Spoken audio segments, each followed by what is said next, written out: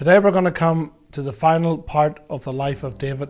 And David is a story of 1st and 2nd Samuel, and many of the Psalms you could read day after day after day and you would never exhaust it.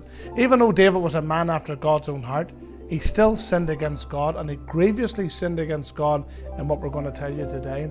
Now, David was just a normal man. We must remember that. These are normal people born of a mother and a father, but God uses them like he still uses people today. And David is now the king of Israel, the most powerful and the most influential man in the world.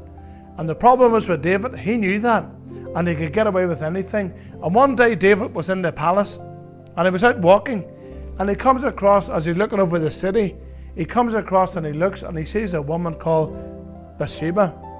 And the Bathsheba is showering outside. And in Israel, quite often the rooftops are flat, and people can stand and they can work and they can wash. But here, Bathsheba is bathing. And as David looks upon her washing herself, he begins to lust after her and begins to want her. Now that is committing sin already in his heart. It's lusting after the flesh. And David is about to break the 7th commandment of committing adultery. That is having a sexual relationship with another man's wife or husband. And here David is a king, but of all people, the moment he saw and looked, he should have turned away and go back into the house or ask her to wash somewhere else. But David looked and he watched and he liked, and he asked his servants, "Go and bring Bathsheba to me." And Bathsheba came to the king, and David lay with her, and as a result she became pregnant. She was expecting a baby, and 9 months after this she was able to have a baby. And the moment she realized she was expecting a baby, do you know what David done? David sent one of his soldiers, and he said, "Go and find Uriah, the husband of Bathsheba. He's a good soldier. Put him in the front line of the battle so that he can attack and kill the most people, but make sure he dies." And that's exactly what happened. And Uriah the Hittite was Bathsheba's husband, an innocent man, a pure man, a man who loved his wife and loved his country, loved the king. King David organized for him to be at the front line of the battle so that he would be killed, so David could have Bathsheba all for himself. That was a wicked thing that David done. And Uriah was put out to the front line of the battle, and all the enemy came at him at the one go, and within an instant he was killed as an innocent man, fighting for a king and fighting for a country. The news was brought back that Uriah the Hittite was dead. That made Bathsheba a widow, and David then married Bathsheba, and hardly anyone knew a thing about it. But you know what happened? The Bible says, "Be sure your sin will find you out." And as a result, the little boy was born. But within a very short period of time, the little boy never lived. The little boy died. And David's heart was broken, as was Bathsheba. Naturally, she loved the child. It was a king's child, and it was her own child. And the wee baby, we don't know what happened, but it died. And David began to mourn, and he mourned and he mourned, and he mourned for days and for weeks. He could not get over the loss of the son.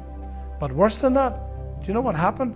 God sent Nathan, a prophet, and Nathan told David a story about a rich man who was cruel to a poor man over his little lamb. He took the little man's lamb before he took one of his own. And Nathan said, "What would you say to a rich farmer who would take a poor man's single lamb before one of his own sheep?" And David said, "I would have him killed for being so thoughtless."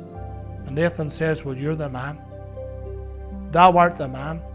And just like you've killed an innocent man who loved his wife and loved his king and loved his country, and his sin was found out."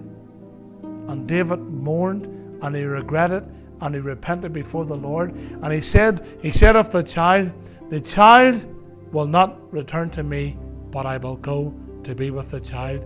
And that teaches us that whenever a child dies, they would automatically go to be with the Lord Jesus in heaven, because they're not old enough to be aware of their sin and to call upon the Lord to save them. And David was saying, the child will not come back to this earth, but I will in turn go to be with the Lord. And that's comforting for any mother who loses a baby.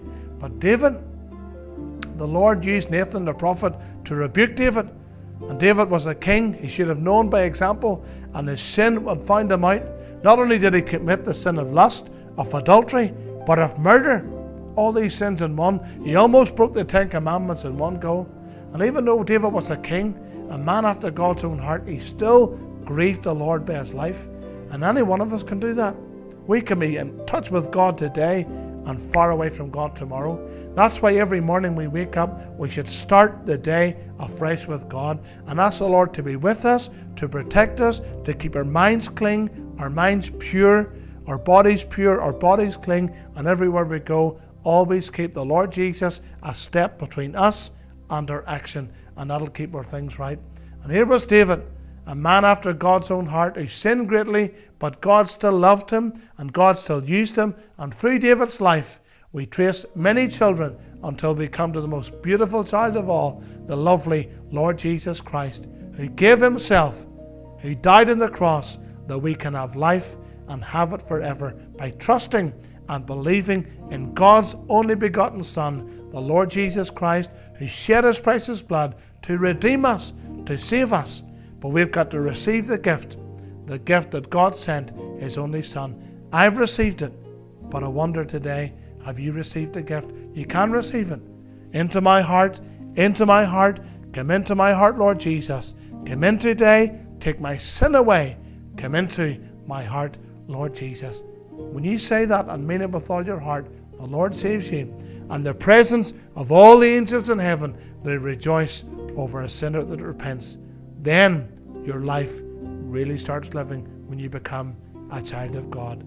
Try to be someone, a boy, a girl, a man, or a woman after God's own heart.